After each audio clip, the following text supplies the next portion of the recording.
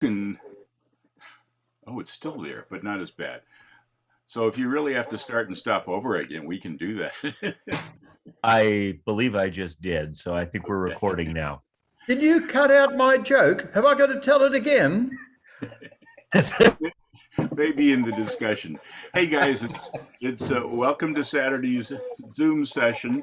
I almost missed it. I was looking for a good introduction for our guest caller today, guest speaker today, and usually I leave the name for the end. But Tony Parks has given several discussions, led several discussions for us already. So I went back to the first one and listened to how I introduced him, and then he introduced himself. And I almost didn't make it because I got fascinated with the talk. So if you haven't got a chance, and this was discussing the parallel universe of traditional squares and contras to our Western thing. So if you haven't listened to that presentation, Dan has it recorded, and it was December 19th, as I call Yeah, it. I'd like to hear it. I don't think I have that one in the can. You should. It was, well, I only listened to about the first 10 minutes of it, but I almost got hooked and didn't want to come back. Uh, anyhow, without further time killing, Tony Parks is someone that has been calling as long as, well, let's put it this way. He's been calling over 50 years. He's been a friend of mine for over 40. I can't believe it's, or around 40. I can't believe it's been that long. And many people that are very active in our activity are unaware of his existence. And that's because he calls in a parallel universe of traditional square dancing and contra dancing, live music, and all the good things that go with that. But he's also aware of our universe because of having done some Western dancing, etc. And Tony's had several presentations for us before, and he's somebody that is, aside from calling and dancing and having written some amazing contra dances for the contra dance community, and some books on calling and history. He has got a presentation for us on history, and I'm looking forward to hearing what it's all about. And we've taken up way too much of your time, but take as much time as you want, Tony. Let's hear it for Tony Parks for joining us again today from Massachusetts. Tony, go for it. Thanks, Don. It's always a pleasure. My square dance history is kind of my hobby within a vocation. I'm fascinated by everything about it. I think my interest really blossomed when one of my mentors gave me a bunch of issues of Sets in Order and American Squares magazines from the 50s. And I read just about every word, including all the ads, and got a feel for what things were like. Because you know that when you're trying to learn about an era, you don't read historical novels that were written decades later. You go back to the things that were written at the time that you're interested in, whether it's novels or magazine articles or newspaper articles, what have you. So it was fascinating for me in the mid to late 60s reading about the big square dance boom of the 50s. So it's just, it's gotten bigger. My interest has gotten bigger since then, and happily we know more now than we did 50 years ago about where this stuff comes from. So rather than ad lib, I'm going to start my slideshow and read from the script, but interject various things along the way. One word of explanation. This presentation was put together for a group that knows international folk dance and to some extent contra dance and traditional square dance, but not a lot about modern square dance. So I I explain a little bit about Collar Lab and that sort of things, things that you folks already know. Here we go. Let's see. I need to screen share. Take a couple. Whoops. Host disabled. Participant screen share. You got to make me a co-host or something. It's not letting me screen share. Try again. Sorry about that. Okay. Thanks, Dan. It's here somewhere. Wait a minute. Not here. Where is my PowerPoint? This is not good.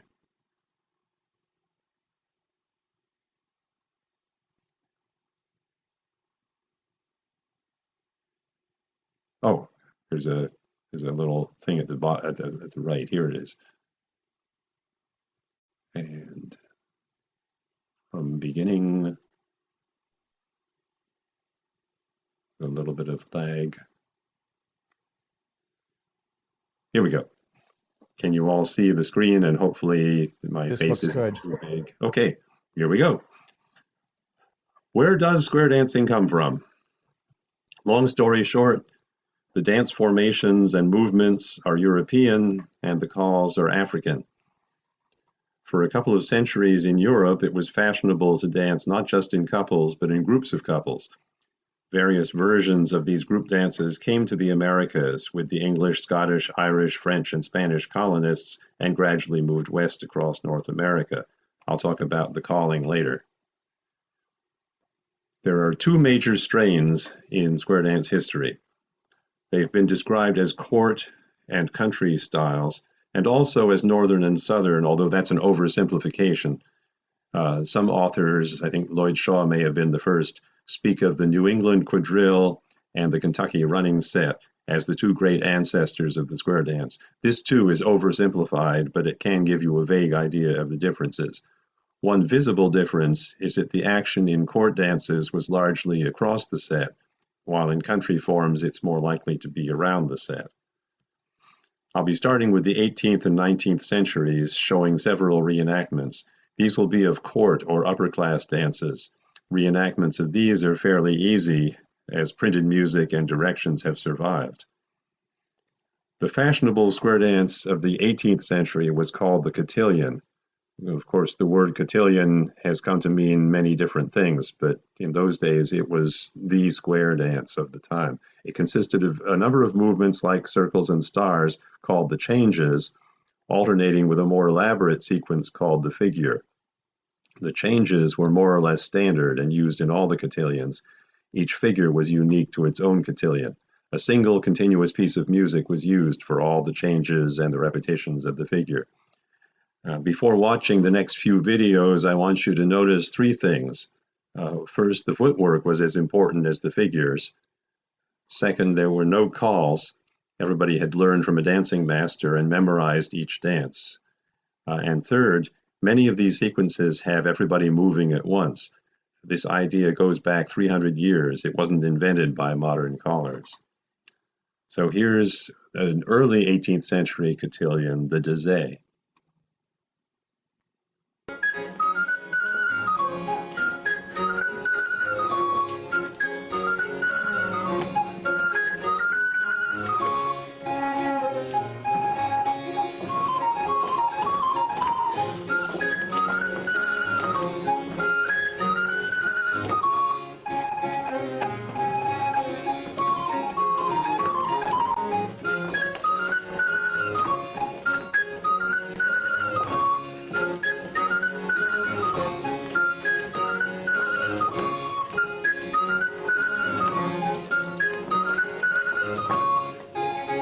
Here's the figure again, which we might call a chorus or a break.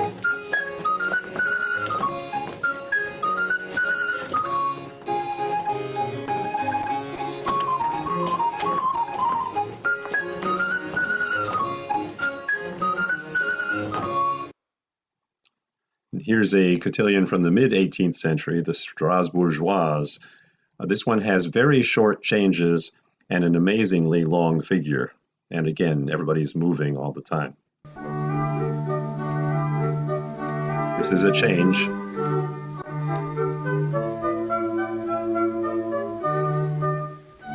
Here comes the figure.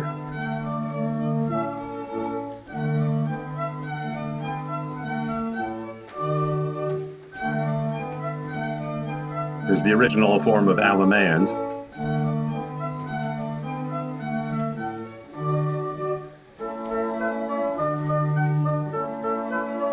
This is still the figure, the unique part of this dance.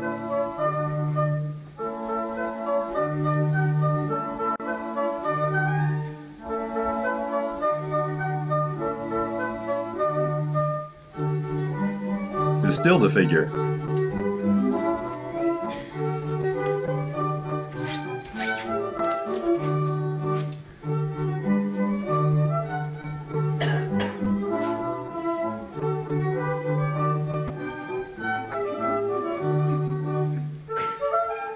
Still the figure.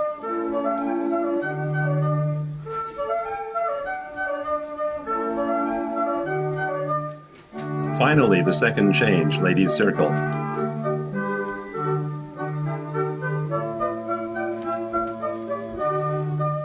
And that was it. That would be followed by that very long figure again. And a late 18th century cotillion. This one has a nice variety of formations, including lines of four. You can see where some of our modern choreography came from ultimately.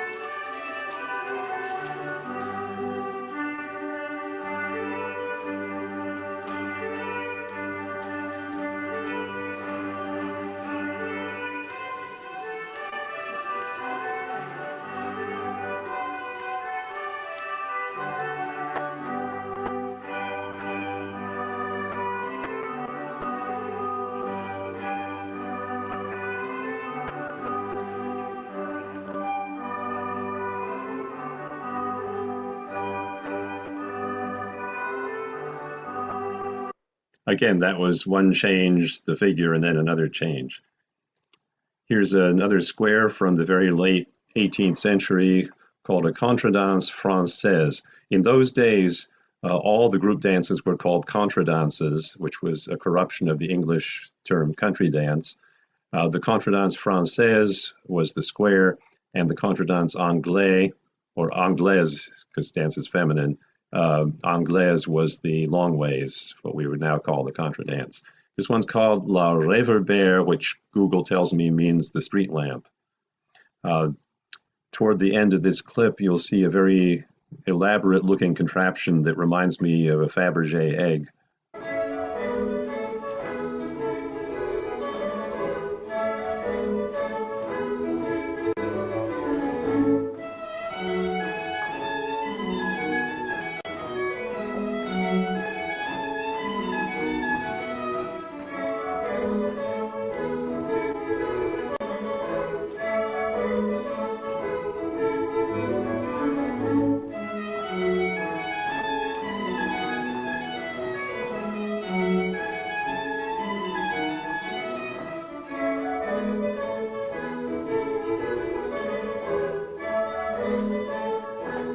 Here's the egg.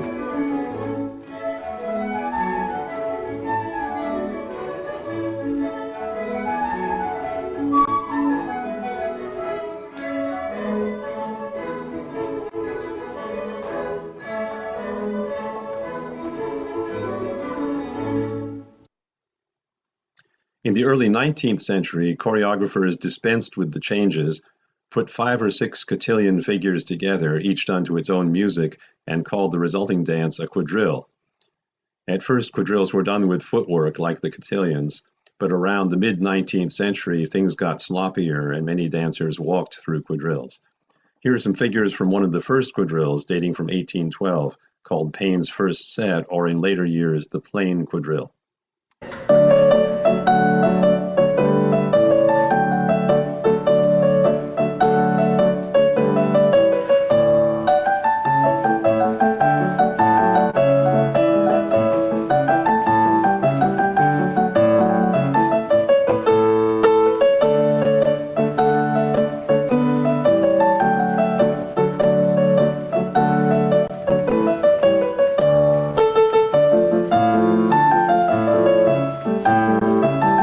Some of these moves should look familiar.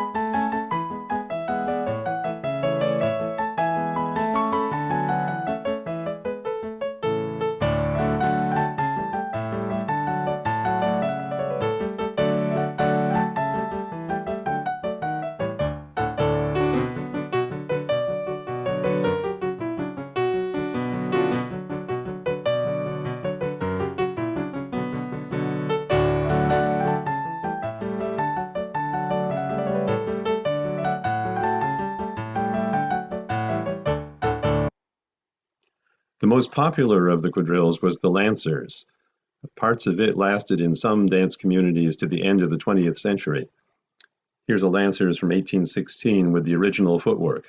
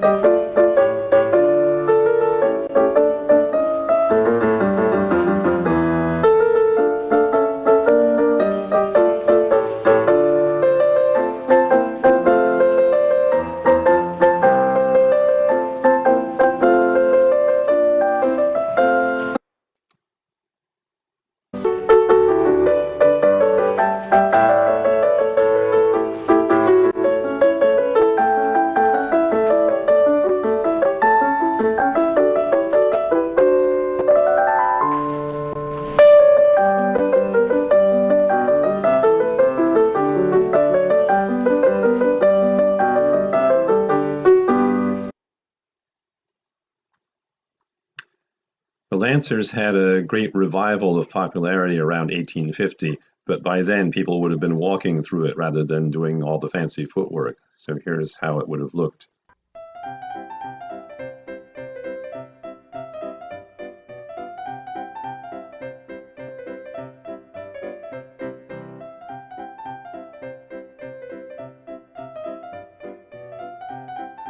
This is the figure that lasted longest right through the 20th century. It shows up in some singing calls from the 1940s.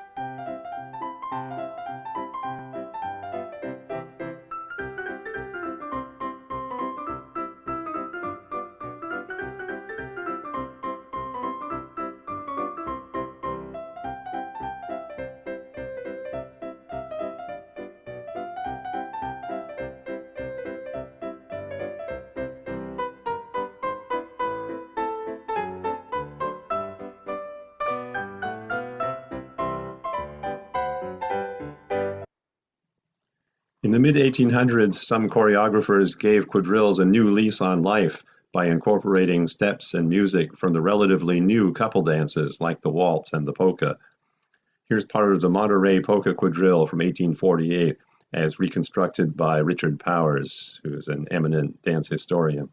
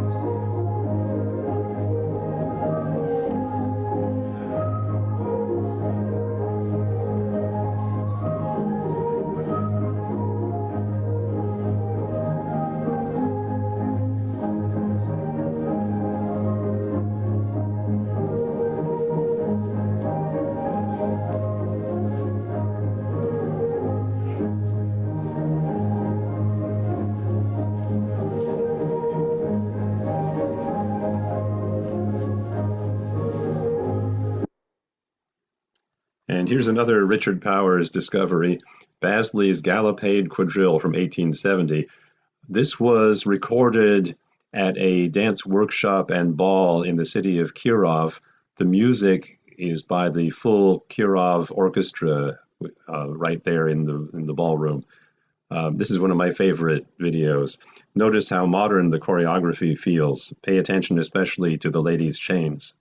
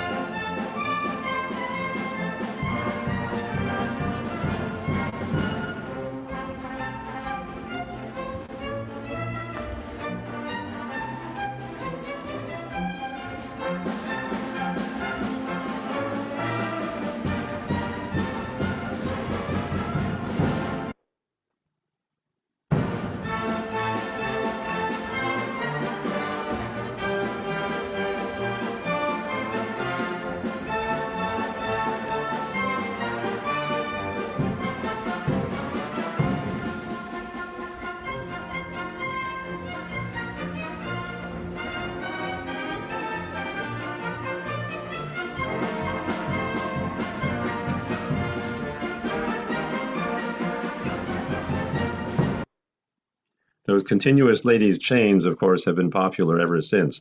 For comparison, here's a version of the dance called the rout, which has been done in many communities for nearly 100 years. The caller is my friend Bob Dulcimer. Head couples, lead out to the right and circle to a line. Go forward up to the middle of the back.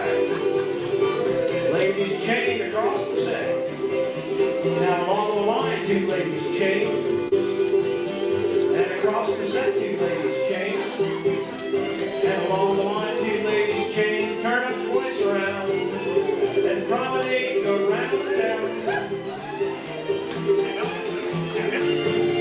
Now this time, side couples, lead up to the right and circle to a line. Go forward up to the middle. So much for court dances. We don't know as much as we'd like to about the origins of country-style dancing, since the tradition was mainly oral. Reconstructions are based largely on guesswork. I'll be showing some reenactments and survival and revival dances later. What we're pretty sure of is that country-style squares developed throughout the 19th century out of the cotillions and quadrilles, and also from similar group dances that Scottish and Irish immigrants brought to the southern Appalachian Mountains. By the late 1800s, country squares appear to have gelled into the form familiar to us. One feature that distinguishes country style from early court style is the practice of calling the figures, which gradually became the norm during the 19th century. The first callers we know of in the early 1800s were African Americans. And of course, I did a whole hour presentation about diversity, people of color involved in square dancing. Calling was looked down on for years, partly due to racism and classism. Nonetheless, white people did take up calling and eventually dominated the profession, although there were black callers in the South well into the 20th century. Contras and squares competed for popularity through the years.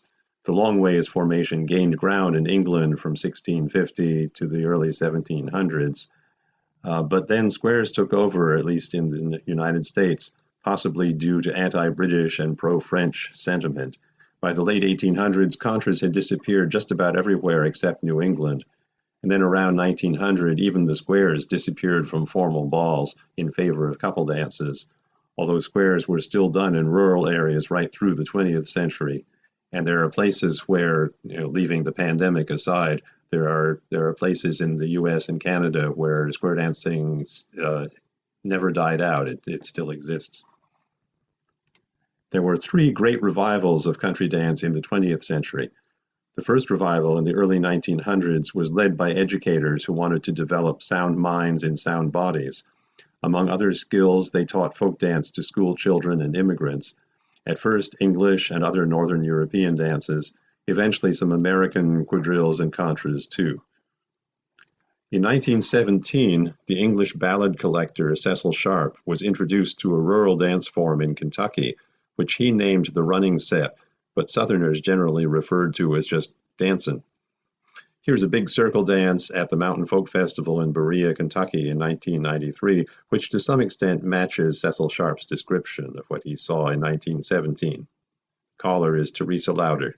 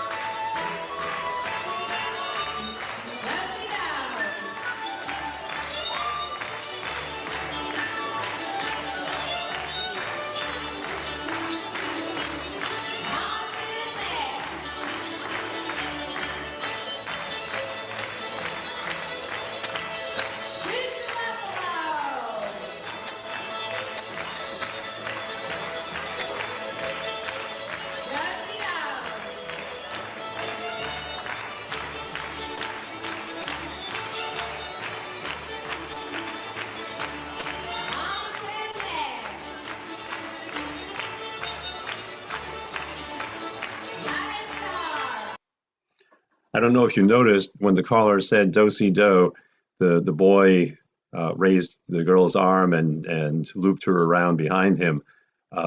That was picked up on by a fellow around 1950 who wrote a singing call to Rose of San Antone, do-si-do your honey in that good old mountain style. That was also, I think, the first square to incorporate Weave the Ring that was nationally known.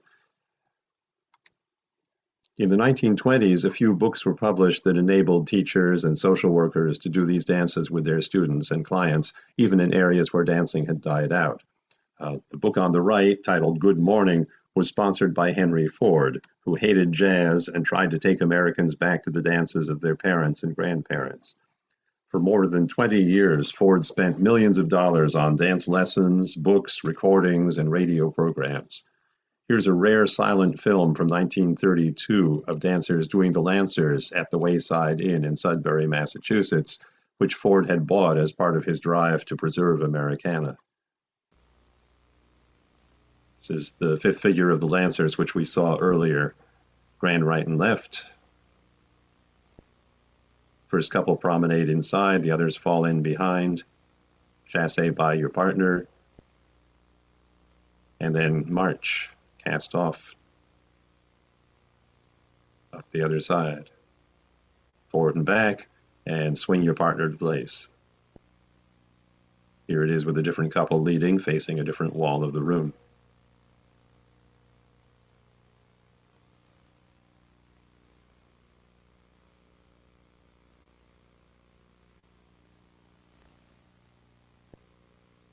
Grand right and left again.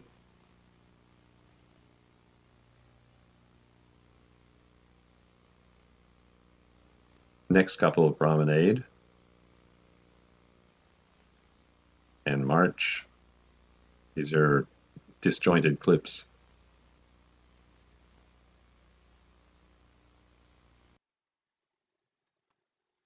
In spite of Henry Ford's efforts, the majority of square dances in the 1920s and 30s were probably done to old-time string band music, which was looser in form than the old quadrille music, partly due to African-American influence.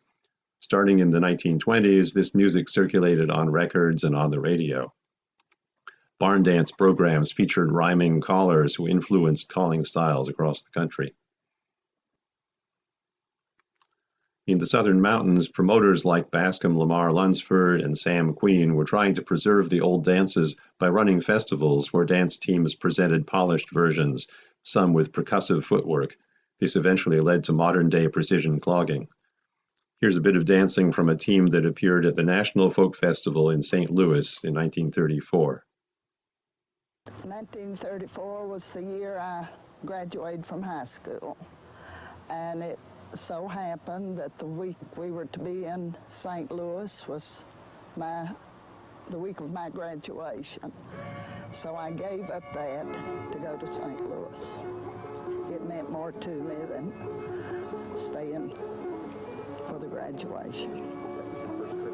That was the first time I'd been out of North Carolina, I suppose.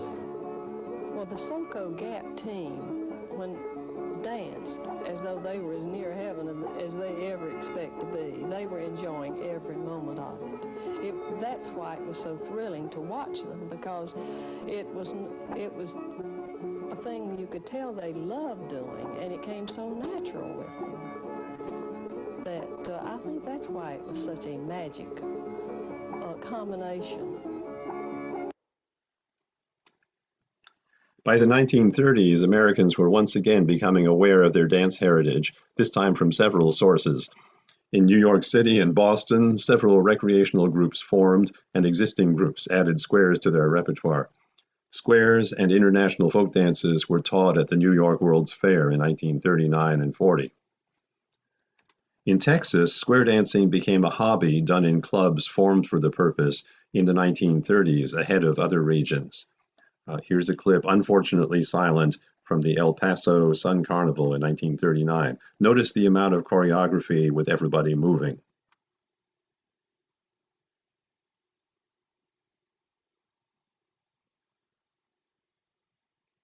Weave the ring.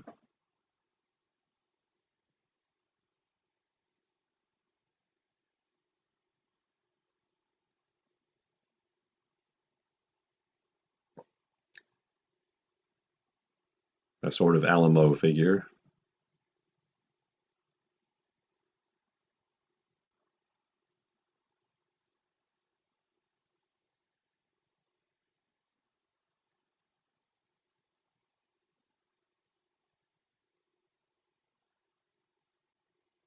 And almost a thar, and the ever-popular weather vane.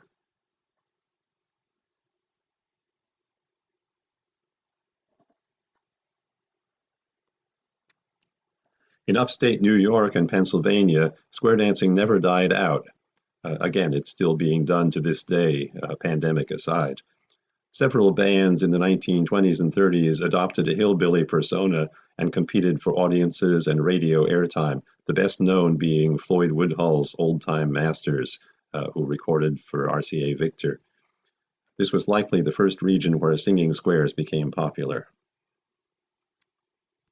Skiing was a hobby imported from Europe around this time.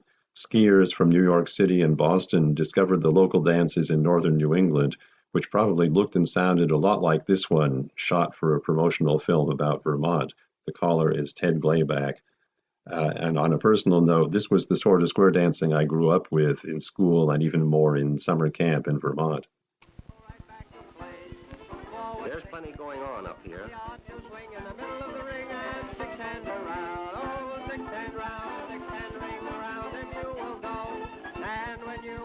These square dances keep us busy, the orchestra and me, 3 nights a week all summer long. I don't see do your corner,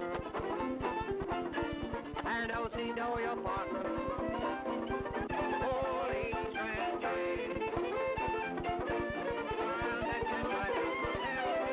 Right home again, you swing yours, I'll swing mine, all around you swing. You take yours and promenade all the rest of the day.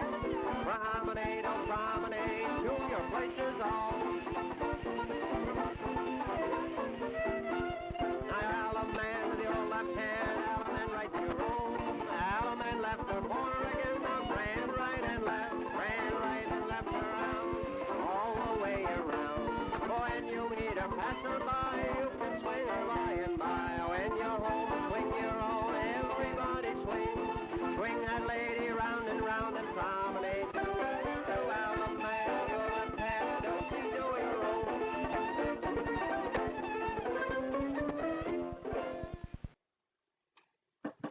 Exhibition teams formed in every part of the country, inspiring many audience members to take lessons and join a club. The best-known team was probably the Cheyenne Mountain Dancers, directed by Colorado School Superintendent Lloyd Shaw. Here they are doing a do-si-do hoedown, which in the language of the day meant a medley of visiting couple figures. Do-si-do means still a different move to these people. This is what we would now call a do paso, but preceded by a rollaway, a very pretty figure. All set, boys. Everybody in your places. Straighten up your faces, tighten up your traces for another long pull. All right, boys, let's go. Now it's honors right and honors left. Now we'll all join hands and circle to the left. Now we'll break and swing and promenade home. It's promenade, boys, promenade. This couple out, the couple on the right, with the lady round the lady and the gent so low. Now the lady round the gent don't go. Oh, hands up and here we go. Round and around in a do-si-do. Do and a do, a little more do. Chicken in a bread tray picking up the dough. One more change and on we go. Now it's 2 gents swing with the elbow swing. It's opposite partners elbow swing. Now 2 gents with the very same thing. And now your partner's elbow swing. Circle 4, oh, circle 4. Do-si-do with the gent you know. Lady go see and the gent go do. One more change and on we go. Second couple follow up. Now I'll swing your girl, you swing mine. By golly, ain't that fine? You swing your girl, I'll swing mine. I'll swing my girl every time. It's 4 hands up and don't get bent. Do-si lady and a do-si gent. Do-si lady and on we went. Do-si lady and a do-si-do. One more change and on we go. Around that couple and swing at the wall. It's through that couple and swing in the hall. Both couples swing. Now it's 4 hands up and here we go. Round and around in a do-si-do. Little bit of heel, little bit of toe. One more change and on we go. Third couple follow up. The she around the she. Using that many figures in a single dance used to be fairly uncommon. It became popular as a teaching tool and especially a vehicle for exhibitions, and eventually became commonplace among seasoned club members who enjoyed the variety. In 1941, the major record companies all came out with albums that for the first time included danceable calls and printed instructions. After the Second World War, they were joined by dozens of smaller labels, including companies newly formed just to make square dance records. Several regional and national magazines were founded in the 1940s as well. Their calendar sections listed multiple clubs and open dances in most cities. Ultimately, the most influential magazine was Sets in Order, founded by Bob Osgood, a disciple of Lloyd Shaw. Osgood and his allies persuaded callers and dancers across the country to adopt the flamboyant Shaw style. Here's a clip from a promotional film that Osgood made in 1951. Note that although these California dancers have joined a club and bought or made costumes, they're still dancing traditional material. The caller is Arnie Cronenberger. Here's the way it all sounds when the caller calls it. The couple bounce, swing, go round and around with a pretty little thing. Gonna lead 'em on out to the right of the ring. Go round, that couple gonna take a little peek. Back to the center, now swing your sweep. Go round, the couple gonna peek once more. Now back to the center and circle four, and around you go. Now break the swing, go do-si-do-do. Say hi to the do-si-lo, and a chicken in the bedpan picking out dough. On your heel and on your toe, and a one more change. Go on to the next, and circle four, round you go. Bird in the cage, go three hands round, it's three hands round, and walk the floor. Now bird hops out, the crow hops in, you circle three, you're gone again. Now crow hops out and circle four, round you go. When you break the spring, go do-si-do-do. Say hi to the do-si-lo. Chicken in the breadpan, picking out dough, and one more change, and on you go. Go on to the next, and circle four, round you go. And I'll swing yours, you swing mine, and oh, gee golly, ain't that fine? You swing yours, and I'll swing mine, and I'll swing my girl every time. Now circle four and a heel and toe, gonna circle to the left, go round you go. Now break the swing, go do-si-do. Do-si high, the do-si-low, and a chicken in a bedpan picking out dough, and a one more change, and home you go, and everybody swing and whirl round and around with a pretty little girl. Then an element up for the old left hand, right your partner, right and left, grand, go right and left, go round the ring, go hand over hand with a pretty little thing. Meet your partner, meet your maid, take her by the hand, you promenade and promenade, go round the ring, down right back home with a pretty little thing. Fourth couple bounce. Interesting California custom. There was always a swing once around after a promenade home. It wasn't called, but on some records from the 50s, you can hear them say 1 and 3, when you finish your swing, go up to the middle and back to the ring. The first departures from tradition were that visiting couple medley as seen in the Sets in Order film and in the Lloyd Shaw clip, and the freewheeling breaks or chorus figures based on stars, as seen in this next clip from 1950. The caller and trainer of this Northern California exhibition group was Mildred Buhler. Note the smoothness of the dancing, even at this speed. Now swing, swing, everybody swing. Do an element left like an element right. Go right and left and pull that side. Now he's at the post, not too far. Now the gents wheel out to the Navy Star. Turn the opposite gent from where you are with the left hand. Go once in the house and the gent star in. Turn the opposite face with the left hand spin. And a right hip corner like a one-way dog. Back up boys in your left hand star. Now throw the clutch in your foot and low. It's twice around that string you go. Pass the gal, you turn the next with the right hand. Go all the way. Now the right hand leading to the left hand round. Now back the other knee to the right hand. Go all the way. Now the left hand leading to the left hand round. She's your partner, she's your own. Turn it right. Promenade home. Promenade for two. Ride on around like you always do. Like to try sight calling when everybody's wearing the same color? Between the 1950s and the 1980s, traditional Western square dancing developed into modern square dancing by adding new movements with new calls one at a time and dropping old ones to make room for them. In this next clip from 1973, notice that the dancers are moving within a grid formation, but still traveling in curving paths that look fairly traditional. The caller is Frank Lane of Kansas and Colorado, one of the top national callers for nearly 50 years. I forget where I read it, but somebody said that Frank Lane and Marshall Flippo were the top two traveling callers for quite a while.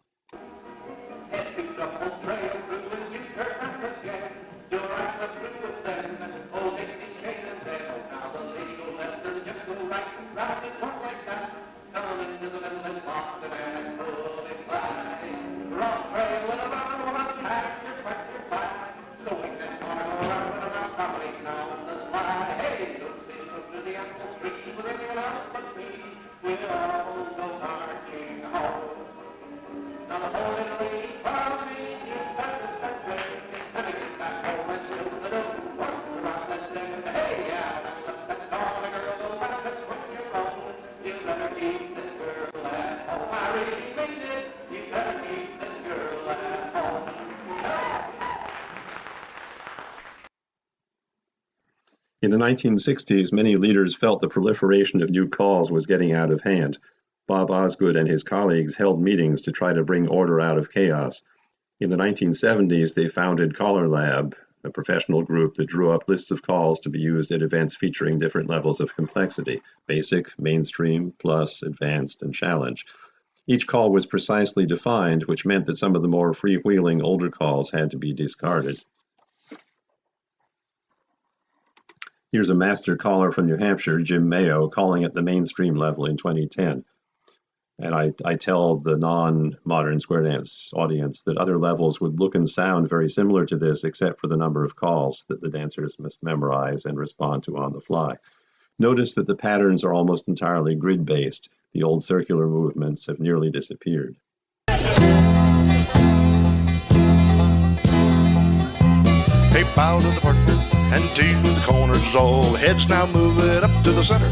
Come back to the wall and why not square through for me in a count about 4. When you're done, swing through there, it's just for fun.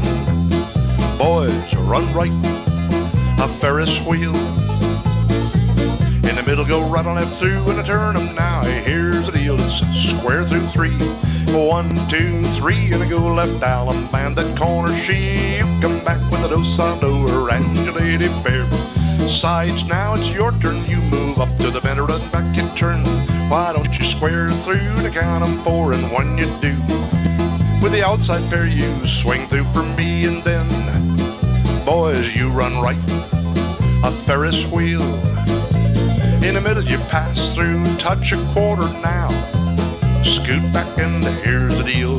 Scoot back again for me and have the girls run around the boys and all make lines of 4. Up to the center and back you 4. Pass through, tag the line. Face in, pass on through and tag the line again. And then face in and now star through. California twirl you do and find the corner. Left Allemande, you come back and all grand. Right and left that hole, go right and left around the town. And when you find your lady fair, you're gonna promenade, go walking, rolling round the square. Promenade them 2 by 10, back home with a lady friend. And now the heads, it's your turn to move it up to the center and then come back. Touch 1 quarter with a walk and dodge. Interest in modern square dancing has been waning. Attendance at the National Convention, which had long hovered around 20,000, has averaged below 4,000 for the past 10 years. Various reasons have been suggested, including outsiders' impression of the hobby as overly rigid, as well as the shortening of Americans' attention spans and the many activities competing for their attention. Here's a clip of the MIT Square Dance Club, Tech Squares, taken in 2011, featuring club caller Ted Lizotte. This may be the sort of group that will enable modern square dancing to survive. Dress is casual, and straight, gay, and non-binary folks of different ages are dancing together. Some of the dancers' interpretations of the calls are non-standard, but they're dancing to the music, and unlike some modern square dancers, they really know how to swing.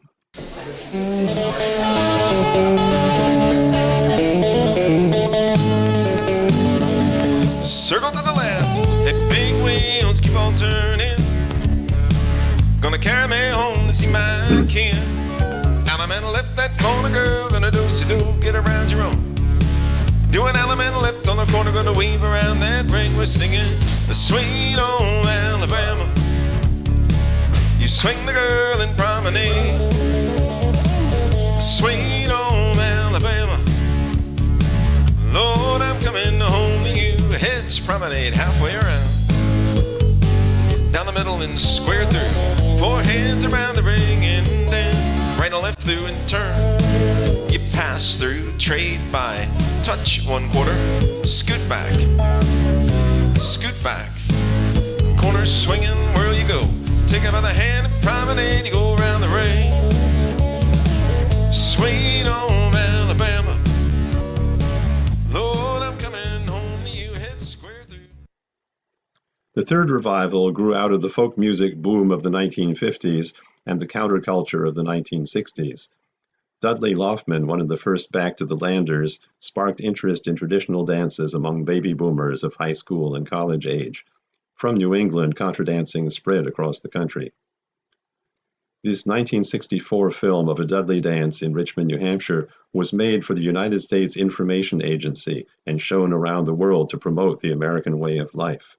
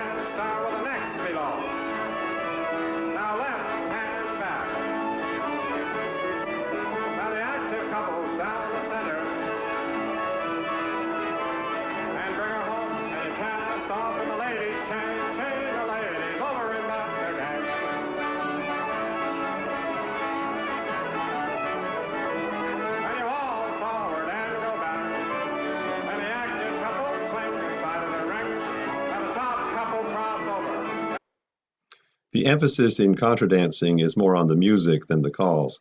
Bands have developed distinctive styles, often borrowing from other musical genres like jazz and rock. Old-time squares were replaced by contras in many cities, even in the Mountain South. But new square dance series grew out of the old-time string band community in places like the Pacific Northwest, Washington, D.C., some southern cities, and elsewhere. Squares have also made a bit of a comeback recently in the contradance scene as more contra-callers develop the skills needed to present them successfully. The square dances that are around now outside of the modern square dance network are of two types, which I call survival and revival. A survival dance does it pretty much the way their parents and grandparents did it. Sometimes a dance series will stop when somebody dies or moves away or retires, and then somebody else will take it over. So it may not have been continuous for the last 50 or 100 years, but the spirit was continuous. Revival dances are ones where there was nothing of the kind until recently in that community. So here's a survival dance in one of many forms of Eastern style squares, 1987 near Pittsburgh, with caller Jerry Goodwin.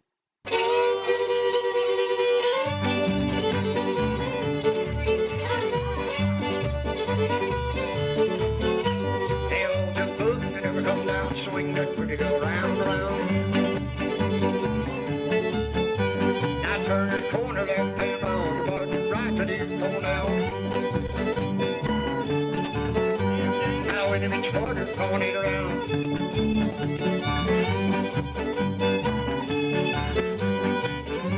Now first scuffle out to the right and circle up four. Now right and left through the pokey four. Left back and you do once more. Now right to your off, say the real way forward.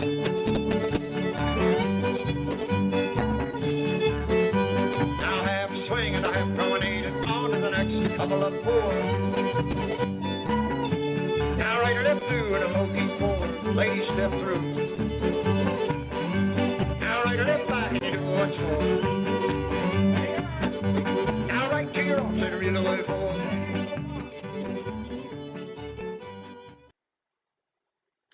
Here's another survival dance, this one in Southern style in Kentucky.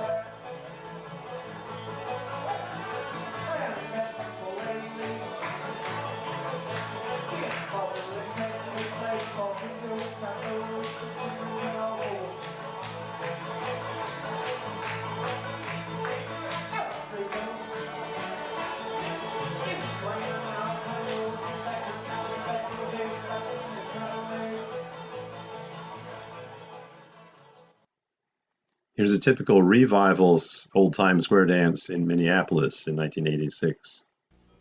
Honor your partner. Now honor your corner. Alabama left with your left hand. Give your partner right to a right left grin. Keep on going around that square when you meet your partner. Turn her on around in a promenade home. Go around the town. Couple number one, do a bounce and swing in the middle of the floor. Then lead on out to the right of the ring in a circle of four. One time around, it's a one time around, don't go no more. Now inside, arch on the outside, under, duck and dog, and don't shoot thunder, over and under.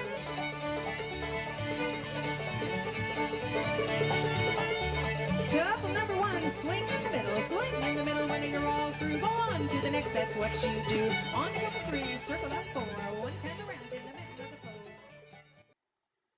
And finally, here's the largest known revival square dance, a series in Washington, D.C. that regularly attracts between 200 and 500 people.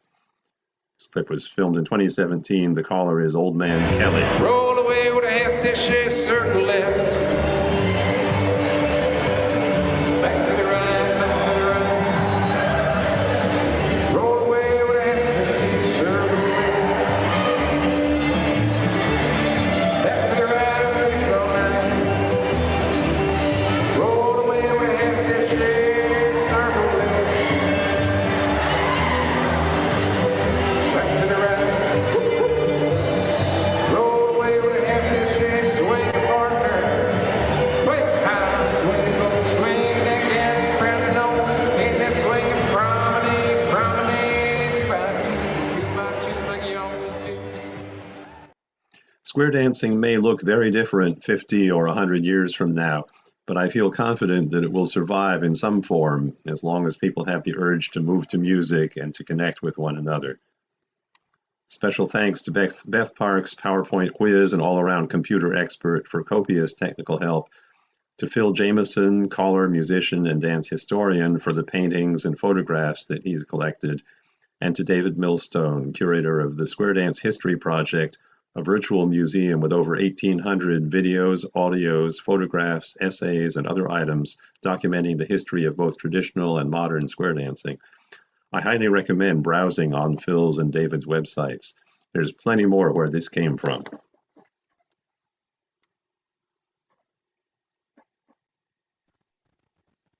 Wow, that was fantastic. There you have it.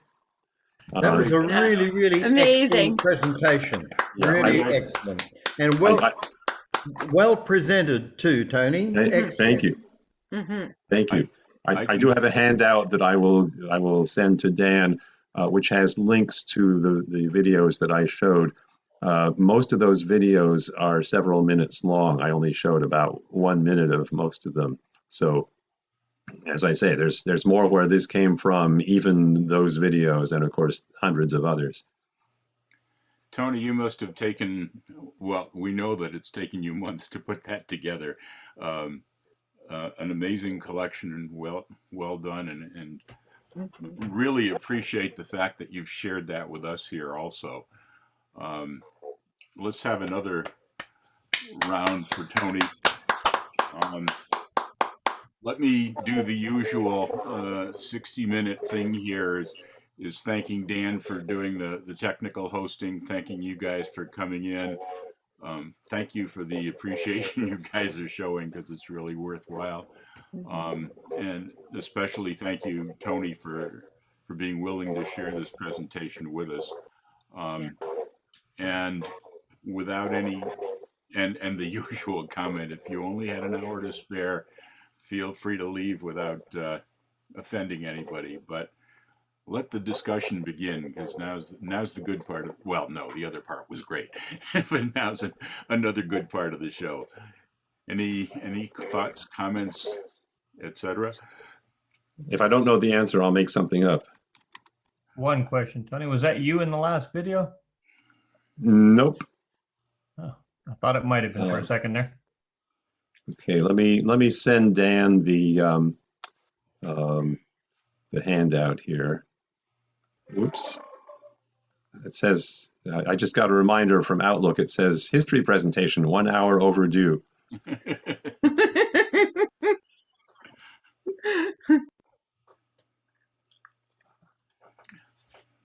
So if nobody's going to make any comments, I've been taking notes. That one of the things that got me, Tony, was on the third clip you did, a very formal something or other, in a huge hall.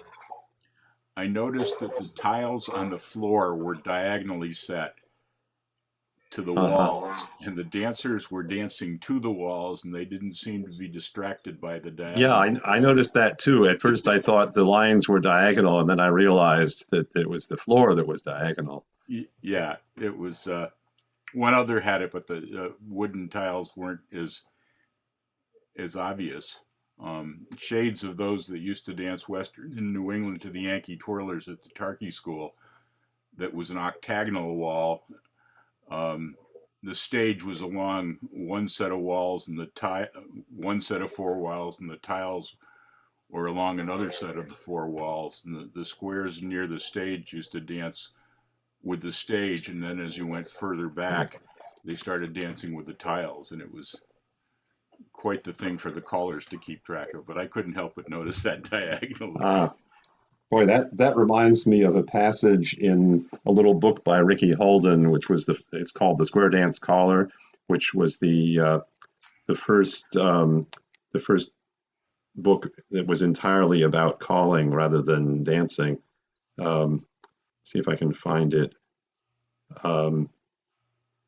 Here it is. Talking about rhythm and how the caller needs to feel the beat. It says, once there was a caller who called at one tempo while the music played at another. Moreover, his foot was tapping at a third tempo, and his arms were moving violently to and fro at still a fourth. He was terrible. To his credit, it may be said that both arms were moving at the same tempo. He was still terrible. I've danced to callers like that. Tony, I have danced to callers like that, yes. Tony, did you ever get to meet Ricky Holden? Oh yeah, a couple of times actually. I met him briefly at a dance in New York when I was a kid, and then more recently, I met him a couple of times. I think I met him in Denmark the first time I toured there. But I definitely, when I had my series in Belmont that was mostly squares for 3 or 4 seasons, he was in the States at that point, and so I had him guest call at the first meeting of that series, and also he held court kind of at Walter Lenk's house, and we recorded him surreptitiously sounding off on various aspects of dancing and calling. He was a character. I never did get a chance to meet him. I read, I think, one of his other books, but I guess I do remember your coming back from Denmark saying that you'd met him, that he had moved over there. Instant Hash maybe was the one you read. Yeah, he and Lloyd Littman were some of the first to catalog and categorize the different things you can do in a square. That was I think the first book on sight calling, if I'm not mistaken, but I'm not sure. They didn't specifically talk about sight, but it was actually the first book on modules. They didn't use the word module, but they talked about setups and get outs and equivalents and zeros. They did have another section at the end on keeping track of sequence and doing it that way, which I found totally impossible to follow, but at least it was one of the few books available at the time. I think I still have it in my library. From all the research that you've done, Tony, you probably know about this, and I only found out about 10 years ago, but from something you said in your presentation just now, you were talking about the African Americans being the first callers. Right. And we had Bill Nichols over here, Bill and Simone, for clogging about 10 years ago for a clogging convention, and I was doing the sound in the hall for them. And I got to talk to Bill, And he told me something that I didn't realize. He said that because a lot of the African Americans were working in the cotton fields down south, they'd be out working all day with their tools, and they'd come home with their hoes and their rakes and forks and all that sort of thing, and they would have a dance before they retired at night. So after they were released from their slavery duties, they would have a dance, and they'd put all of their tools down in a pile, and most of these tools that they had were hoes. So they used to call the dance a hoedown. So I found that was very interesting. I had never realized that that's where the term hoedown came from. I've heard that too. I think it's a great story. I'm more inclined to think that it comes from the old English song, "Hey down, ho down, derry derry down." But who knows? It's we don't have as much information on country stuff as we do on city stuff. It's only in the last couple of decades that we know as much about the early black collars because Phil Jameson, for instance, has tracked down some newspaper articles from the early 1800s that specifically talk about black guys doing the calling, and this was the first reference that we can find, the first dated reference to anybody calling the figures instead of expecting the dancers to memorize them. If any of you have missed the presentation Tony did for us on diversity in the history of black callers and such, it's recorded on the place where all our recordings are kept, so it'd be worth looking at too. So yet another interesting talk. Hey, I've got a question. It was very good. Your slide. Go ahead, John. Question, Tony. You put up a slide for I guess a barn dance that had 62 cents admission and 12 cents tax for a total of 74 cents. Where did that 20% tax go? Who remembers being taxed for a square dance? 20% is quite a lot there. Well, I know that during the Second World War, there was an entertainment tax. It may have started before that, or that poster. I'm not sure the poster had a year on it, so the poster might have been from wartime, because Woodhull was active for several decades. So I don't know for sure, but I do know that there was a hefty entertainment tax. It applied to amusement park admissions too. Some of the old collectible amusement park tickets have the breakdown like that, showing so much for tax. Yeah, I just wondered. I know Dan called it a sin tax, but I just wondered. Like they collected 12 cents on every person. I wonder how they collected that and who they sent it off to. Was it a state or a federal thing? I think it was federal, but I'm not sure. Tony, I'm sure that you have seen and probably read Jim Mayo's book on history of modern square dancing or such. Yeah. And that just, carries the last 5 minutes of your presentation and talks quite a bit about that. But right. It's another good reference for people that are interested in it. Yeah, I didn't talk as much about modern square dancing, partly because of the audience that I put this together for originally, and partly because there was so much I wanted to say about what came before that. But yeah, I've been studying the square dance boom and the various styles that it led to, including modern. And eventually, I'm hoping to write a book on the square dance boom. Call it something like "When Everybody Do-Si-Doed," because it really was a nation or an international fad from about 1948 to the early 50s. It was amazing. To my mind, there were two great ironies in the rise of modern square dance. One of them was that. Lloyd Shaw talked about the circular patterns, the visiting couple patterns that came from the southern sets as more intrinsic to his traditional Western style than the quadrille figures, but eventually in the modern square dance movement, all of the circular figures pretty much disappeared, and we're left with grid type figures, which are a lot more like the court style, the cotillions and quadrilles that you saw earlier. The other great irony is that in the 1950s, there was a kind of feud between Lloyd Shaw and Bob Osgood and Ed Gilmore on the one hand, who wanted to keep square dancing accessible to as many people as possible, and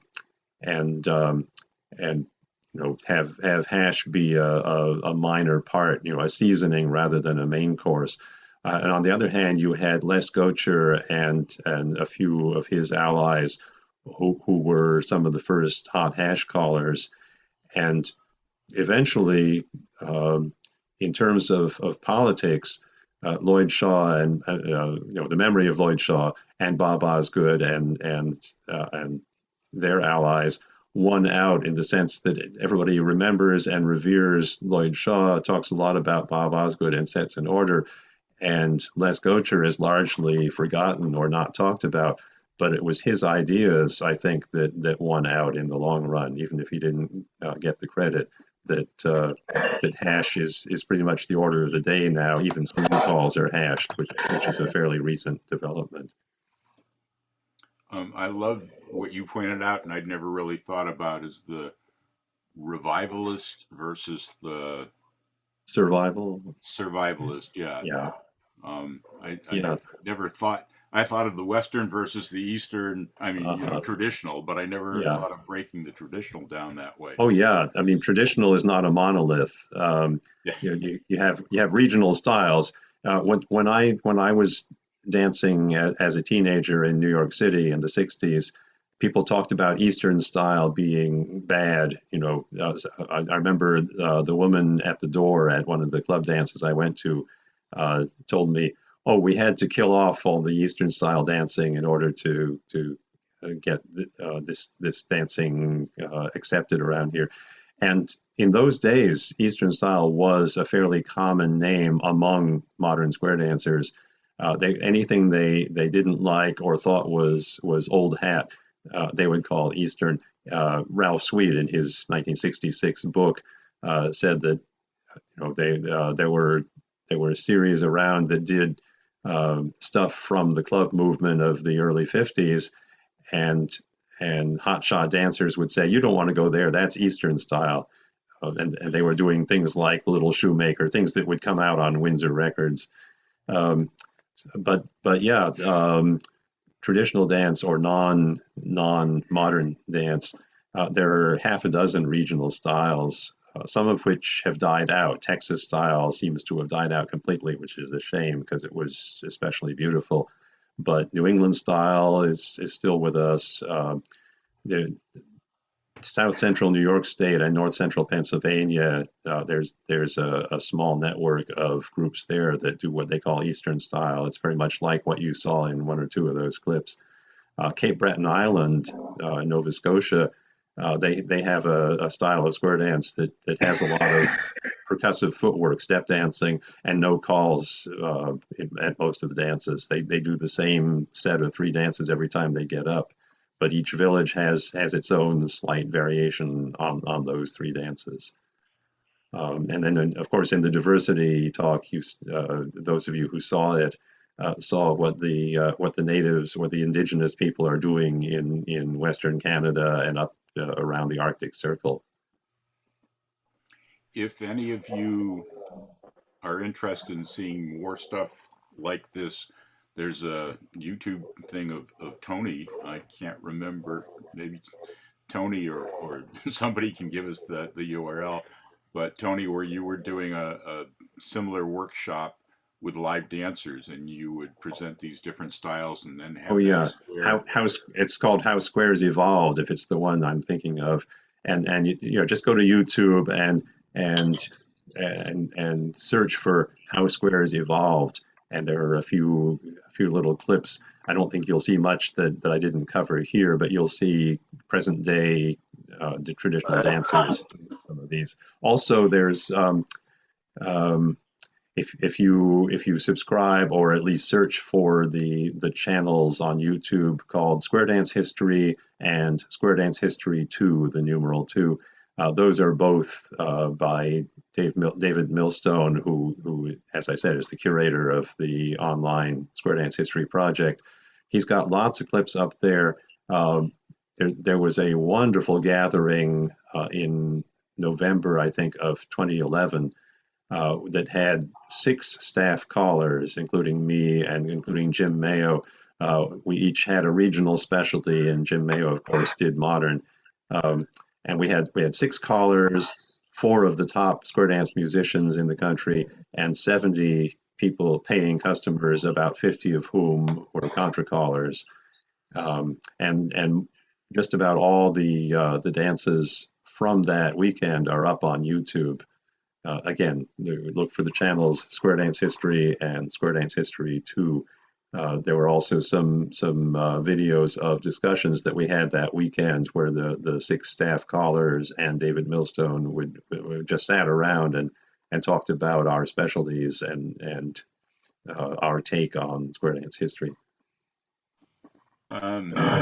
Many years ago, when I was in training to be a caller coach, Jim Mayo and Bill Peters ran a school and took me on as an associate.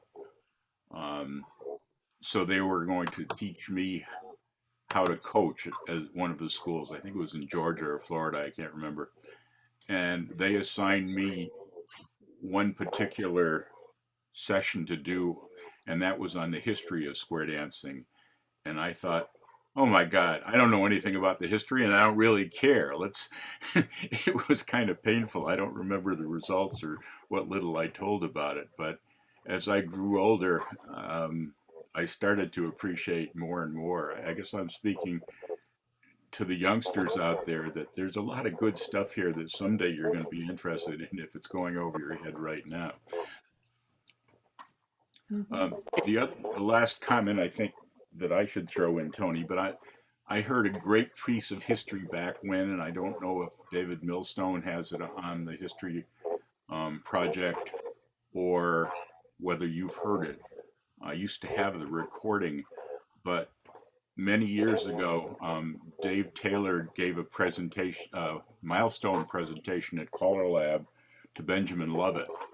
And in doing research for that, he went to Detroit and interviewed, and I can't remember his name, but Benjamin Lovett's assistant. And they recorded that, I don't know, an hour, 90 minutes, I'm not sure how long it was, both at the guy's house and going through the actual hall at the Ford Museum and what have you. Just the raw interview of this guy that was the assistant to Benjamin Lovett and talking about Ford and Lovett and such was really great. I don't know, have you heard that tape at all? I have not. I would love to, of course. I will look and see if I happen to have anything left, but it's really, it was, I've listened to it several times, even though, as I just mentioned, I used to not be interested in history, but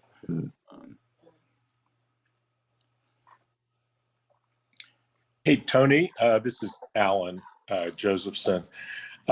You were talking about footwork and you were talking about sort of some specialty dances and things like that. One of my favorite YouTube videos is of this group that does, I guess, tap dancing really to like Grand Colonel Spin. I don't know if you've seen it, but it's fascinating to watch. Everyone's wearing the same outfits. I don't think I've seen that particular one. I've certainly seen a lot of square dancing with footwork. Yeah, so if you just look up Grand Colonel Spin square dance, they'll be in blue. Sure. It's fantastic to watch. But are there many?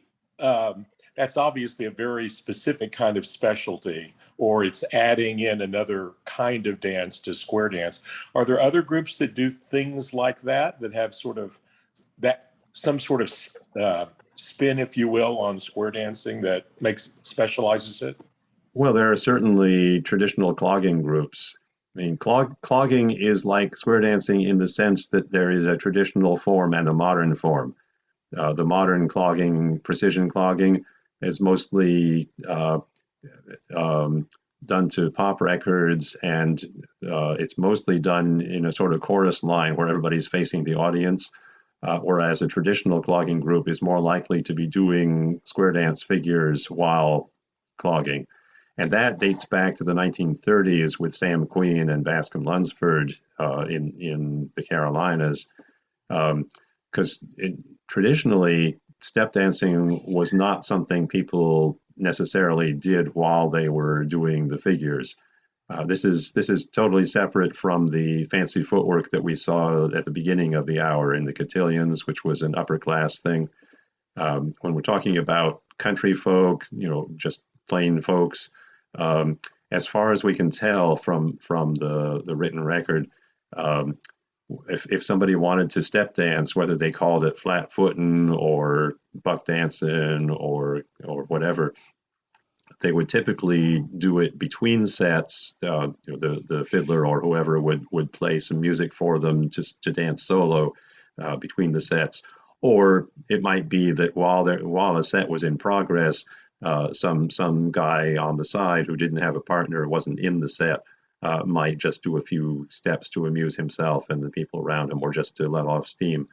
It was the exhibition groups in the 1930s at these early festivals that incorporated the fancy steps into the square dance routines, and then there are still some groups around that do that. You can probably find them on YouTube these days. You can find it just about anything on YouTube. Cool. Thanks for posting that. Sure. Brian, I guess we all, probably a lot of us, think of square dancing as an American thing and get surprised to hear it's around the world and what have you. But when we visited you in Australia and you gave us the background on how square dancing got started in Australia way back before my time, that's a bit of history that I thought was good. I wonder if you can fill us in on a little of that. And also, I wish we had some of our Japanese callers here, because it started pretty much about the same time back there also, and is, full-fledged program going on. Clark, I saw your hand afterwards. Brian? Yeah, the way square dancing started in Australia was quite unique. We had one of the directors of a large department store based in Sydney got married, and he went to America on his honeymoon. And while he was there, he attended a couple of formal celebrations, and at one of these, there was square dancing was a demonstration. And he knew that back in Australia, he had a warehouse full of check material that wasn't selling. And he thought, gee, if maybe I could get square dancing started in Australia, we might be able to sell some of this material out of the store. So he approached the caller, who was Joe Lewis from Dallas, Texas, and asked if he would come to Australia and do some square dance demonstration. So Joe and Claire agreed to come over, and he met the other directors of the store. And back in those days, all the stores had an auditorium as part of the building, and they'd have shows there at lunchtime. And Joe got some of the staff to learn square dancing. He taught them a few routines to do a demonstration. He got a small band together, and they were able to play the sort of music that he wanted. And they decorated the auditorium like a barn. And then they gave most of the staff lunchtime off, except they had to go down to the auditorium to make a crowd, to make it look like everybody was interested. So this started off, and the next day, the word had got around that this new form of dancing was being demonstrated at the department store, and there was a crowd of people like 2 blocks long trying to get in to see this square dancing. And a lot of people then wanted to learn square dancing, so they were going to the ballroom studios and asking the ballroom studio teachers to teach them square dancing. And of course, they didn't know. So they then approached Joe, and he ran classes for them and taught them how to square dance. And it wasn't long before square dancing absolutely boomed in Australia. Joe, I had the pleasure of staying with Joe and Claire in Dallas, Texas, during the 1980s. And he said it wasn't unusual while he was over in Australia to have a beginner's class of 3,000 beginners on the night. It was just absolutely amazing.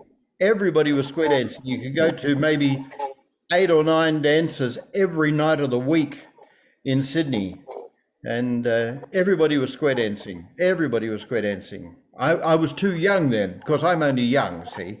And I remember listening to it on the radio on Saturday morning. They would record a session at the Trocadero in Sydney and then replay it again on Sunday morning for everybody to hear the square dancing, because we didn't have television back in those days, back in the 1950s. So that's basically the way square dancing started in Australia. It was just absolutely phenomenal.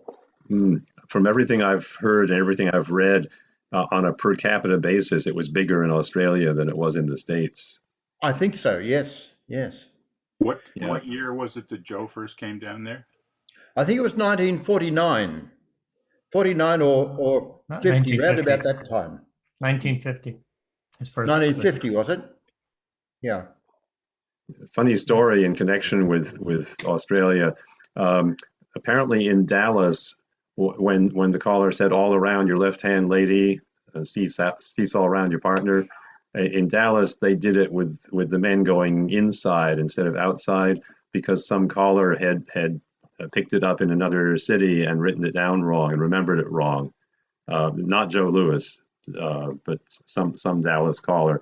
But then it became the custom in Dallas to do it that way.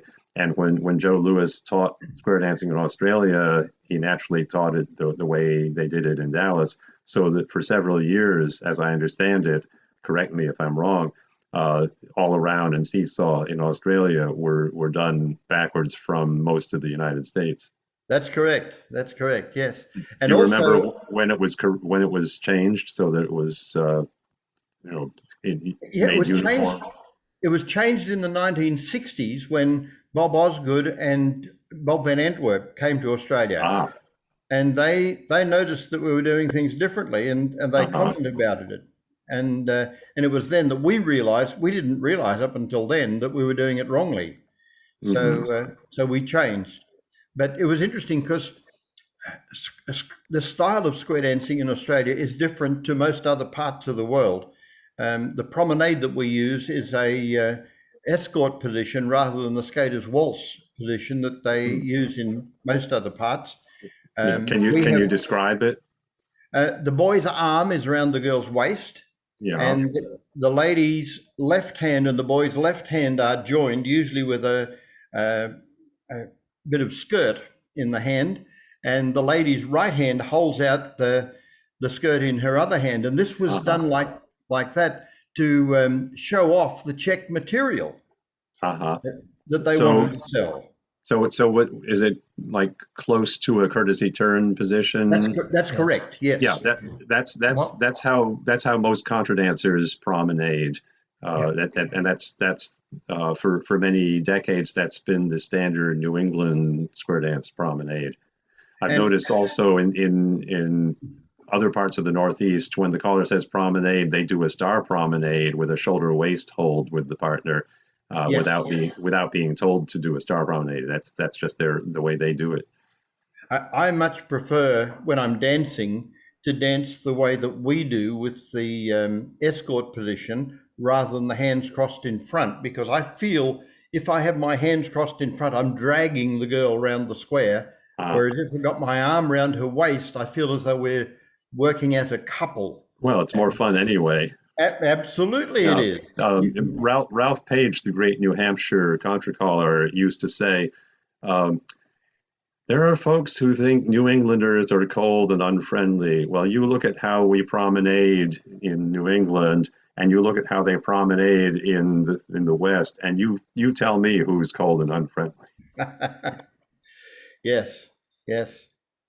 Brian, I love what you just said, that the ladies flaring the skirts out was to show off the material that the department store was trying to sell. Yes. Yeah. That made a lot of sense.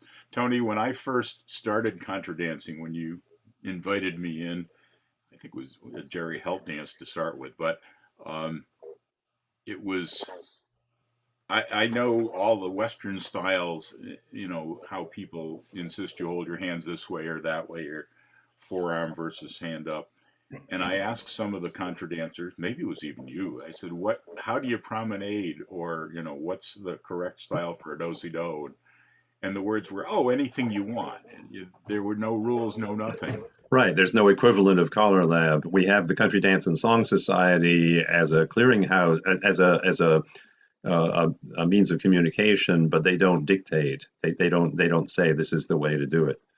But it didn't take me long to realize that almost everybody did it the same way anyway. So right. You know, when in Rome, shoot off Roman candles. Yeah.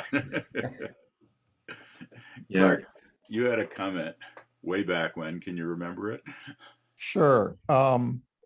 Three things. One, if Tony hasn't had a chance, he should look at the message transcript while he was giving his talk and so forth. You might find interesting comments in there. The chat? Yeah, the chat had stuff as you were going and people were commenting on things and whatever, especially from a modern Western perspective. I think that'll stay around until you actually close your windows. So you don't have to do it now. Two, so technically Zoom did pretty good with you showing your videos. From my perspective, each video would start for like a second or two, pause for maybe 2 seconds as Zoom figured out what speed it's running at and what frame rate it can go at, and then show a perfect rest of the video. Well, sorry about the glitch. Yeah, but other than the glitch, it was as good as I've ever seen on a video call. So that was. I'm a little surprised. I'm a little surprised that there was a consistent glitch because I'm working on an Ethernet cable rather than wireless. Right. That improves it quite a bit. Yeah, I wanted you to know that it was good. I also appreciated, especially on the silent ones, when you called out what we were looking at, because it makes it easier. And when you do this again to other people, I think reminding people what you're watching. I think in one place, people thought they were seeing a square through where they were really seeing, I think, right and left through, ladies chain. Yeah, that's because they didn't touch the woman with the arm around the waist. It was an open left hand turn, which made it look a little like a square through. Correct. Yeah, I didn't want to talk too much during the actual videos. Right. I did a little more on the ones that were silent. Yeah, the talking on the silent ones I think was good. And then especially if you're going to do a history of modern Western, stuff I think is important to cover and would be interesting is the development of challenge square dancing, because I don't know that anyone's done a good history of that. Interviewing Ed Foote while he's still alive, I think would be worthwhile, as he's probably got the best, he lived it and has the best memory and history of it. And obviously the development of gay square dancing and all that is a big part of the history of modern Western. So I think those are both interesting parts. I'm still waiting for an invitation to call for a gay club and a nudist colony. I'd love to call for a nudist colony. I've done that. Because I've got several calls all ready to go. Like I'm going to do a weave the ring, don't touch a thing. Right. Well, I did one a one-nighter in a nudist camp near here in New England, and I made up patter like promenade, that girl named Rose, she's the one without no clothes. Very good. If I ever get asked back, actually I was asked back the following year, but I had a conflict. But so if I ever do it again, I'm certainly going to write some more patter just for them.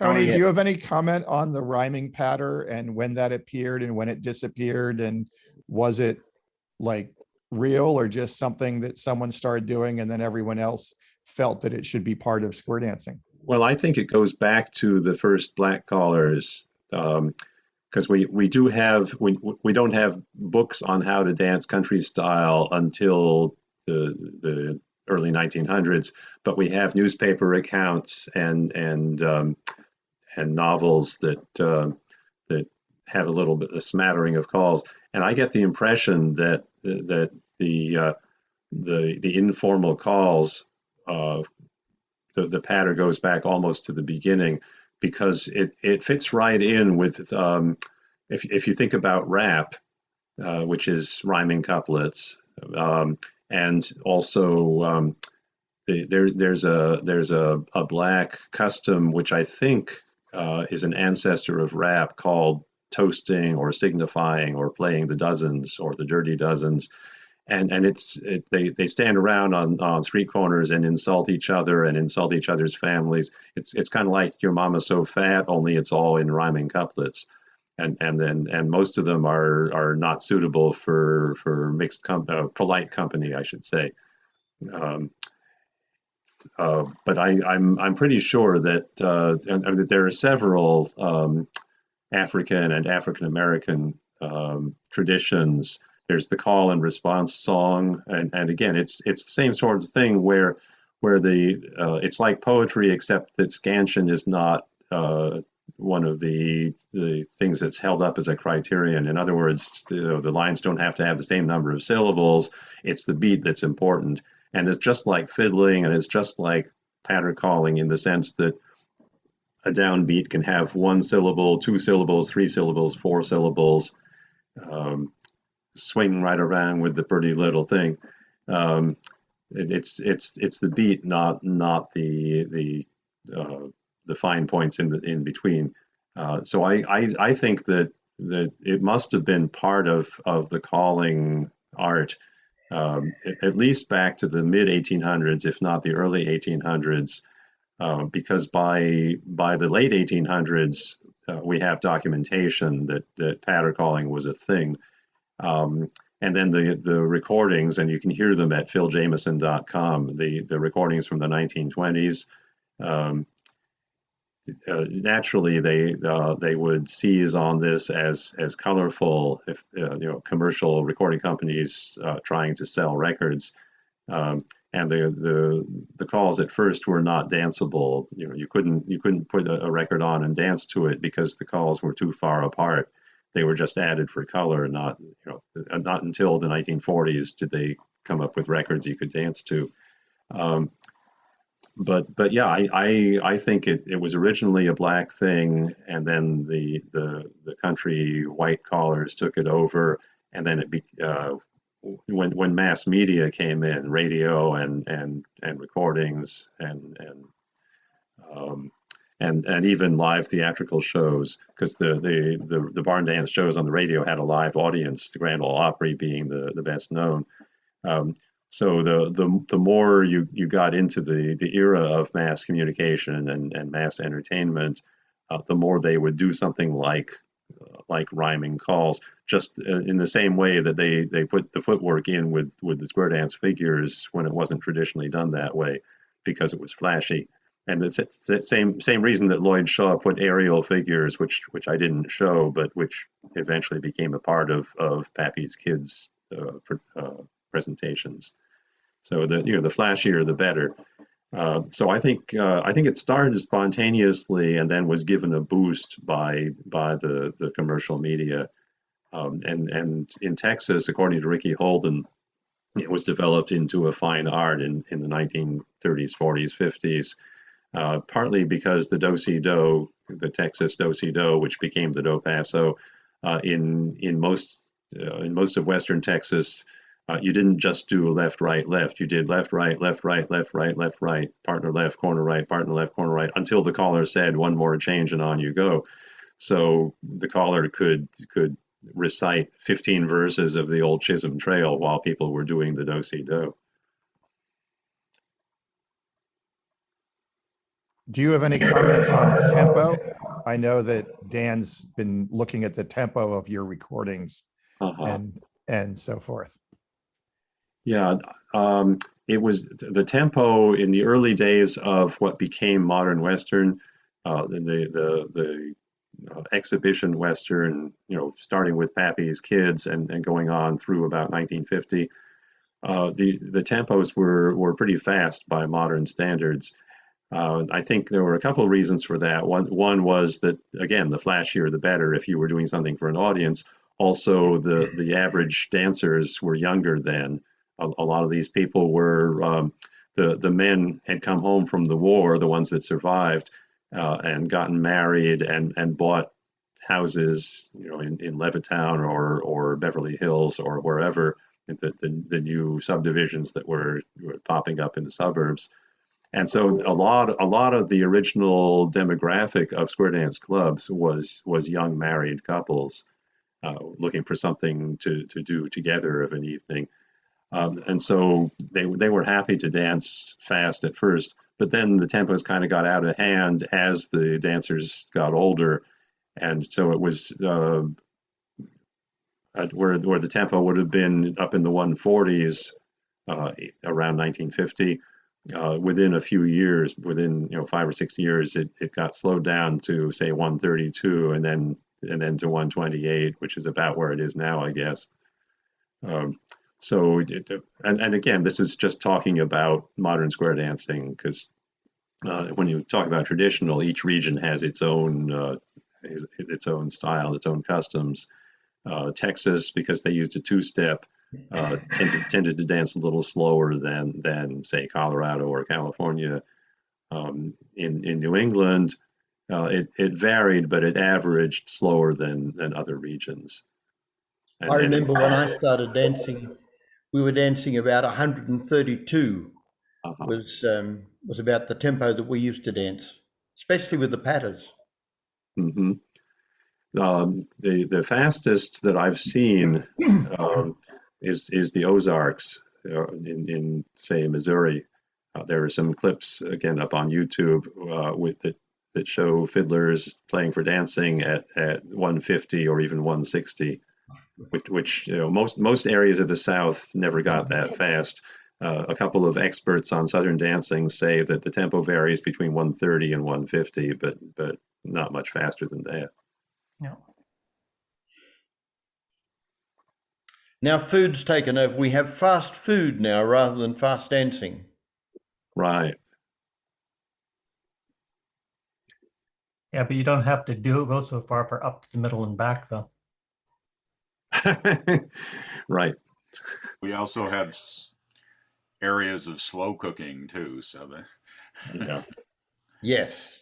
Johnny, one of the things I was looking into the history of square dancing in Australia a while back for Behind the Mic, and I noted what Brian was saying. There was a lot of it was used for advertising for the stores. They had massive competitions with groups, big $10,000 prizes, all sorts of things. But they also, square dancing in Australia was used for advertising everything from Heinz baked beans and tomato sauce through ladies' underwear. It was a popular. Did that happen in the States as much, or was it just very, very prolific? Yeah, there were lots of ads featuring square dancing, because it was something that just about everybody did around 1950, and if you didn't do it, then you knew somebody who did, your neighbor or the mailman or your insurance salesman. I have a few myself. I have magazines with articles on square dancing, ads featuring square dancing. Beer companies used to use it a lot, and in fact, Bob Osgood used to organize letter writing campaigns to the beer companies saying, "Hey, we have to cultivate this image of no drinking in order to use the school gyms and the church halls, lay off. But there were also soft drink ads. He should have gone the other way. It says, build us the halls and whatnot, and we'll advertise for you. Right. I have a part of a display from Coca-Cola that was put up on the back bar of lunch counters as an ad. It was actually in about half a dozen pieces, and I've seen it going on eBay for hundreds of dollars. And I have just one of those. It's about the size of a piece of typing paper. It's a color picture of a couple, and it says something about time for a break, and with the Coca-Cola logo. I've got several, and I've seen many more. I can remember, I think it was about our 7th national that we had over here. We had a cigarette company was the promoters of the convention, and they had girls walking around the convention with the boards handing out cigarettes, free cigarettes to people in the crowd if they wanted them. That only happened for a short time because there was quite a lot of an outcry over the fact that a cigarette company was promoting the square dancing. I remember when they used to give out free cigarettes on the street in the States, right up until it was banned, 20 years ago, 30 years ago. But they would, of course, only give them to people who looked old enough to buy them legally. What was that? Lucky Strike Cigarettes did a TV commercial with dancing cigarettes, and that's available on YouTube, I'm pretty sure. With patter, especially Just written. put it in the chat. Oh, you did? You found it? Wow, yeah, that was quick work. Oh yeah, I mean, as I say, it really was a national fad. Maybe not on the scale of Australia, but everybody knew about it. Well, Ed Durlacher, when he called in Central Park in New York City, used to get 1,000 squares. At one time, 8,000 people. Places all join hands, circle left. Brian. Now circle right and listen to me. Sorry about that. Oh, you clicked on it by accident? No, I flicked on it on purpose, but I didn't realize it was going to be so noisy. Yeah, that was the Lucky Strike ad. Sorry about that. There's also a clip, again, it's probably on YouTube. It's certainly on the Square Dance History Project of Ed Durlacher calling in Central Park. It's a 1948 newsreel. It's about a minute of a sea of bodies out there doing an easy square dance.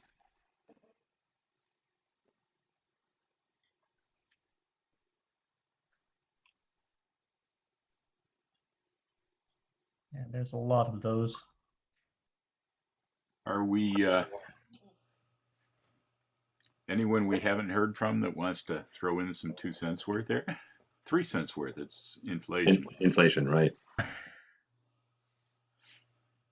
We've seemed to have reached that null. Boy, you got me thinking about other programs though, Tony. If we can still love to have Brian do one on the history of in Australia, more of it, but he said he doesn't want to do it. He likes to listen. I just feel uneasy. I like talking in front of people, but talking on the screen is something different for me, Don. I'm sorry about that. Well, you expressed that to me too. I shouldn't be putting you on the spot, but after 2 hours, I figured it doesn't matter. But one of the things that you've got, Brian, is a perspective not only of Australia, but you've done quite a bit of calling in Europe and also some in the U.S. So you've got a nice cross-sectional. Have you ever called in Japan? No, I haven't been to Japan. I've called in the Philippines. I've called in China, England, and Europe. Yes, Scandinavia. Yeah, I know a lot in Scandinavia. Anyway, I'm hearing a very loud lull, like maybe it's a good time to relieve us so that we can prepare for next week. If you haven't saved the chat, guys, before leaving, do that. There's some good links there. I keep doing it. And I How do you will save a chat? over the, I think the three dots over on the very bottom right has a, oh no, that's not it. I will Yeah, be saving the chat. it says save chat. You're right. Oh yeah, cool. I will does take that. the public portions of the chat and any attachments and try to kind of put all them together in the comment to the YouTube upload. Yeah, the moderator or administrator doesn't get those three things. He gets the whole chat, whether he likes it or not. But for the rest of us, three dots in the lower right-hand corner.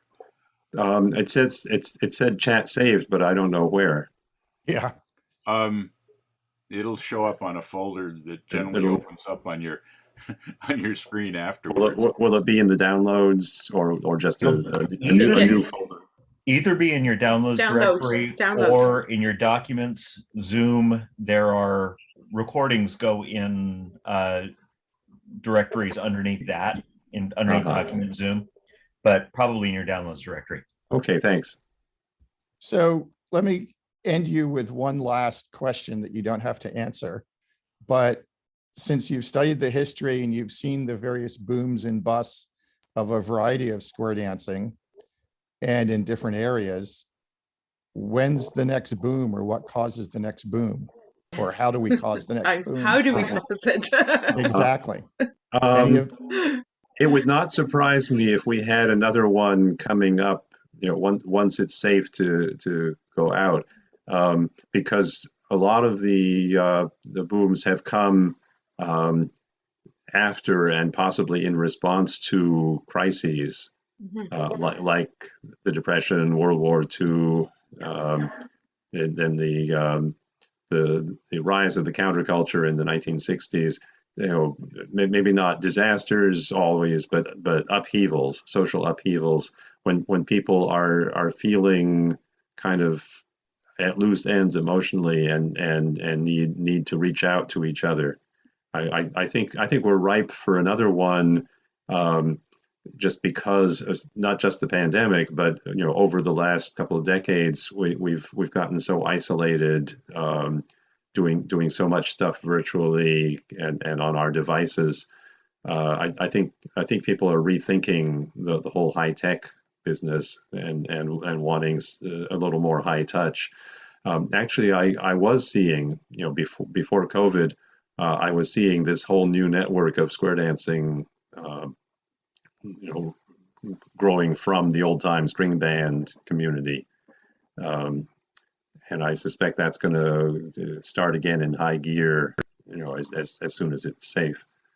That dance in DC that gets a minimum of 200 people, it's the biggest one, but it's far from the only one. I called there. It's crazy. It's a church hall. It's a church where they actually do it in the sanctuary. They move the pews to the side, and it's a marble floor and very, very, very live acoustics. I wish I could take a yak stack or a Bose tower or something in there, because conventional speakers just don't cut it. I had to actually change my calling style in order to be heard. But it was, the energy is super. It's a wet dance, actually. It's bring your own beer, but nobody there who can't handle it. I haven't heard of that term before. A wet dance. Yeah. It's a very Western American thing. It may be why it's more popular. It's largely young people too, people in their 20s and maybe early 30s. It's cheap. It's $5. They can do that because they get so many people. It's only $5 for a caller and a live band, and the performers get paid well. We at one stage here in Sydney, New South Wales, the New South Wales Square Dance Society used to promote a cabaret, square dance cabaret, at which alcohol was permitted. You had to bring your own because it wasn't a licensed event, but you could bring your own beer or whiskey or wine, or if you didn't want to drink hard liquor, you could bring Coca-Cola or milk or whatever you wanted. But we had quite a few of them. I'm not sure why we don't anymore, because they were very, very popular. And I don't think that I ever saw anybody getting under the weather at one of these events. Like, it wasn't something where people got out of control. It was very well organized and very well behaved people attending. I wish we had more of them, because it's just it adds a different dimension to the dancing. People know what they're coming to, so if they don't want to dance somewhere where alcohol is available, then don't go. But we used to have the hall filled. I know, I remember in Europe, it was the same thing. You'd have the beers, the everything else in the hall, even in the big square dance hall, when you had the big lunch where they had the service, you could have a beer with your lunch, you'd have it, it was there. In Seattle and Big Sky and Western US, I called to a number of things, and that's what they would advertise. It was either a wet or a dry dance. It meant bring your own, but they would say wet or dry. And exactly the same thing. Nobody ever got totally drunk. We had a few that showed up completely drunk off the street that weren't dancers, but they were easy enough to deal with too. That reminds me, the first time that Beth and I toured Denmark. There's a woman there, a friend of mine, Margot Gunzenhauser, who's from New York originally. She's almost exactly my age, and she, how people sometimes move countries because they fall in love. Well, with her, it was the other way around. She studied in Denmark and liked it so much she decided to stay, and then she met and married a Dane. But the relevant thing is that she taught hundreds of Danes. Not only she probably taught thousands of Danes to square dance, and I think she taught about 400 of them to call before she retired. And she created a whole American dance network in Denmark, and this is alongside of the collar lab style. What she did was basically New England style contras and New England style squares, and she used to bring American callers over once or twice a year, and so we were there, and she set up a tour, everything from an advanced workshop in Copenhagen to basically one-nighter or fun night level in some of the smaller towns around the country. And one of the first things we learned was that no matter how big or small the town, no matter how big or small the dance, one thing that they did everywhere we went, halfway through the evening, say 9 or 9:30, they would stop dancing. There would be long tables set up in another room if there was one, and if there wasn't another room, they would set them up quickly in the dance space. And everybody would sit down at these long tables. They had brought picnics with them, and for a solid half hour, everybody would load up on alcohol, tobacco, sugar, and caffeine. And so when we started again, it was a whole new ballgame. We learned to save our easiest material for after the break. Why? Tony, is Margot? Are you still in contact with Margot? Sporadically. She's not calling anymore, but she's and she's retired from her day job. But she's still there and living and loving.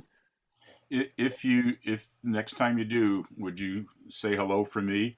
One of the schools I did in Germany with Al Stevens, Margot came as a student, and I really enjoyed getting to know her. She was quite a nice person, quite knowledgeable, and I had started contra dancing already before that, so that we had a common area to talk about there too. The only dance I went to in Denmark for square dancing back, oh God, it wasn't that long ago. I guess it was that long ago, late 80s. The only trouble I had is as opposed to Germany, where you get a stein of beer, in Denmark, you get a small glass of beer. They're about 250 ml, like just a cup. The glasses are very small in beer in Denmark. I don't know why. Reminds me of calling in Prague, Czech Republic, where the beer was $1, but Coke was $2.50. Yeah.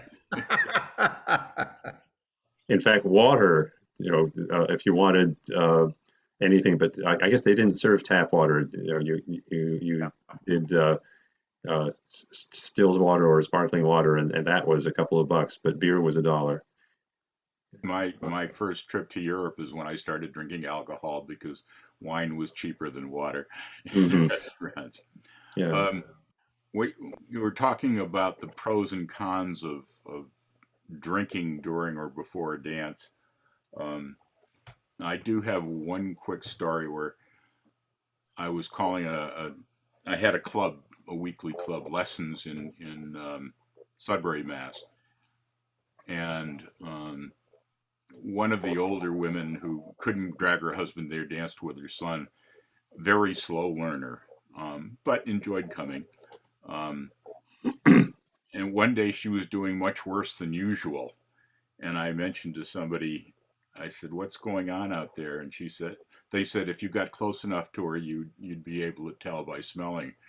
Apparently she had to bolster herself with a pre-dance drink or two every week, but this time she'd had quite a bit more.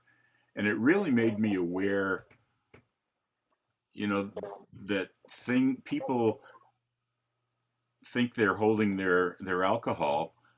People drive that way, and you're fine until you need quick reactions. Yep.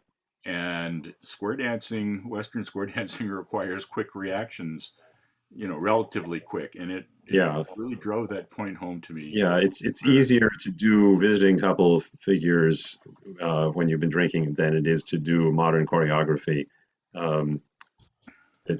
Especially in Southern style, where it's not phrased to the music, you dance to the beat as you do in modern squares. Yeah. And there's no consensus as to how many steps it takes to do, lady around the lady, or any of the other figures. It's very freestyle, and as long as you get there, it doesn't matter how long it takes. As far as drinking after the dance, in Germany, I learned what good beer was, but yeah, that's true. Another story from Denmark, that first trip in '89 with Beth. We were told, and we tended to believe it from what we saw, that Danes don't like to stand out. They like to conform. They don't like to stand out for doing good things or bad things. They generally like to go along with the crowd, and they want to know the right way to do things. So at one of our dances, we were showing 2 or 3 different promenade holds, saying that these are from different parts of the country. And one of the men raised his hand and said, "But which is the right way?" And we tried to explain that the United States is such a big country in area and in population that it's like several European countries that each have their own folklore. That the regions of the U.S. are like separate countries in some ways. They cook differently. They have different customs, and so this one is right here, and that one's right there. And he said again, but which one is the right one? And we said, okay, this way for this dance. Yeah. Very interesting. Wish more people would be like that. I'm going to have to head off to bed, I think. My eyes are beginning to close and my brain is beginning to shut down. But I've enjoyed the discussion very much, and I've learned quite a lot. It was an excellent presentation, Tony. I thought you did a wonderful job. You sounded just like a newsreader while you were doing the commentary. It was really, really excellent. Well, so thank you. We'll it's fun. Catching up with you all again later on. Yeah, thanks for coming. Okay. Again, Tony, thank you for being with us. And Brian, it's always great having you join in and get a perspective from your season of the world as you go into spring. I enjoy the activity very much. And don't forget that that Dan has the handout. Not sure how he's going to get it to people. Usually get posted on the website. You can download it from there. Yes, I will. Usually I put it on my website and then add a link to the YouTube comments. So we will make sure that that gets out there. Thank you. Great. Okay. Thanks a lot. I think with that, I'm going to bow out too, guys. Yeah. Take care, everybody. Thanks, Tony. Take care. Bye. Appreciate it. Bye.